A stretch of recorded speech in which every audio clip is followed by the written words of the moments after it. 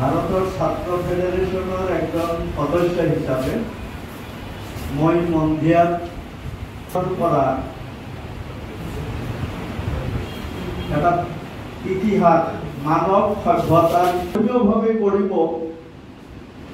কিন্তু মানুহ সকলো একে আৰু এই বিশ্বাসত অটুট ৰখাৰ কাৰণে আৰু অন্য অংশৰ মানুহকো সমবেত কৰাৰ কাৰণে ছবিৰ পাঠকৰ প্ৰচেছ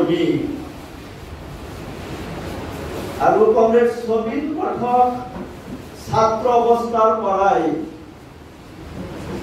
তেখেতে সিপিএম দলের সভ্য হয় কাম করে আর মোর নিচিনা ব্যক্তিক এই বাটত আগুৱাই লৈ অহাৰ কাৰণে যে প্ৰেৰণা, এই প্ৰেৰণাৰ অংশীদাৰ কংগ্ৰেস ছবিৰ পাঠক আছিল।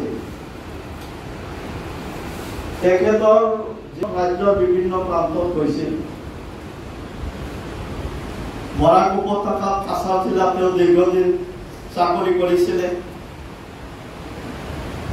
আমাৰ পাৰ্টিৰ 30 তাৰিখে পাৰ্টিৰ ৰাজ্যিক কমিটিৰ সভা হয়, তাতে কংগ্ৰেস শ্ৰমিক পাঠকৰ ওপৰত আমি প্ৰস্তাব গ্ৰহণ কৰো।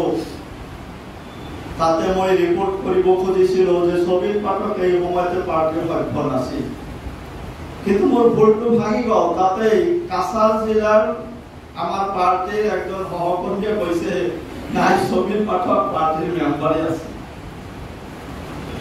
তার মানে তার উপরে আহি কংগ্রেস ছবির পাঠকে পরবর্তী সময়ত আমার ইয়াতে পার্টি মেম্বার করার ড্রপ করে। এই কারণে ড্রপ করে তার বয়স আর অন্যান্য কারণত। একজন কমিউনিস্ট হিসাবে তেওঁৰ দৃষ্টিভঙ্গী সমাজৰ হৈ যিখিনি কৰিব লাগে সেইখিনি কৰিব নোৱাৰাৰ কাৰণে কংগ্ৰেছ ছবিৰ পাঠকে মোক কৈছিল তুই মোক সেই কথাখিনি নকবি। কাৰণ মই লক্ষ্য কৰিছো তোৰ নিচিনা আৰু বহু আমাৰ পাৰ্টিৰ নেতৃত্ব আছে যি ধৰণৰ সমাজৰ কাৰণে শোষিত শ্ৰেণীৰ কাৰণে প্ৰতিনিয়ত কাম কৰি আছা। এইখিনি এতিয়া মোৰ কাৰণে সম্ভৱ।